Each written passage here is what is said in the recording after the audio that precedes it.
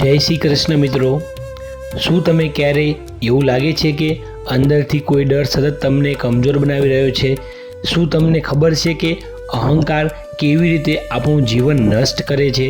આજે આપણે ભગવદ્ ગીતાના અધ્યાય 16માંથી એ સત્ય જાણીશું, ભય અને અહંકાર નાશનું રહસ્ય.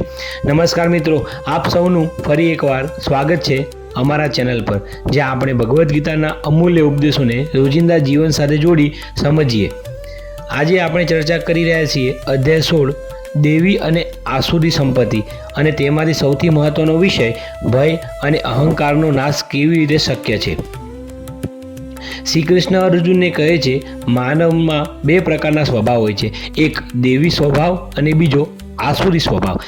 દેવી સ્વભાવ આપણને મુક્તિ તરફ લઈ જાય છે અને આસુરી સ્વભાવ આપણને બંધનમાં બાંધી દે છે.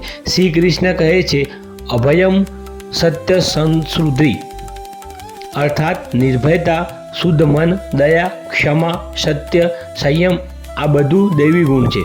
મિત્રો, ભય એટલે શું? ભય એટલે ભવિષ્યનો ડર, લોકો શું કહેશે તેનો ડર, નિષ્ફળ થવાનો ડર, મૃત્યુનો ડર.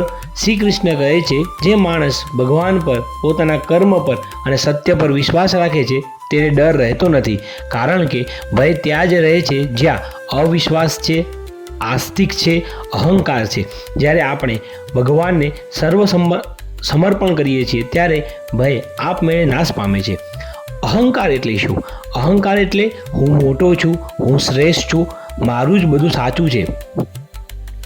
શ્રી કૃષ્ણ કહે છે, અહંકાર મનુષ્યને અંદરથી ખોખલો બનાવી દે છે.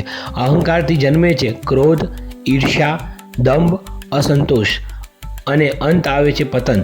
જે માણસ પોતાને ભગવાનથી મોટો સમજે છે તે હંમેશા દુઃખી જ રહે છે. ભગવદ્ ગીતા આપણને સરળ રસ્તો બતાવે છે. ભગવાનમાં સંપૂર્ણ શ્રદ્ધા, સત્યનો માર્ગ અપનાવો, સ્વાર્થ છોડી સેવા ભાવથી કામ કરવું, પોતાને સર્વશક્તિમાન ન માનવું, રોજ આત્મચિંતન કરવું. જ્યારે માણસ હું છોડીને તું સાથે જોડાય છે ત્યારે અહંકાર આપમેળે ગળી જાય છે અને ભય સદા માટે વિદાય લઈ લે છે.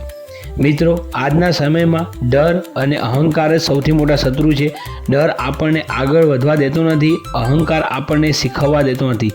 જો તમે જીવનમાં શાંતિ, સફળતા અને સુખ ચાહતા હોય તો ગીતામાંના અધ્યાય 16નો માર્ગ અપનાવો, દૈવી ગુણોનો માર્ગ. જો તમે આ માહિતી ઉપયોગી લાગી હોય તો વિડીયોને લાઈક કરજો, શેર કરજો અને આવા વધુ ધાર્મિક અને પ્રેરણાત્મક વિડીયો માટે અમારી ચેનલને સબસ્ક્રાઈબ કરજો અને કોમેન્ટમાં જરૂરથી લખજો. જય શ્રી કૃષ્ણ.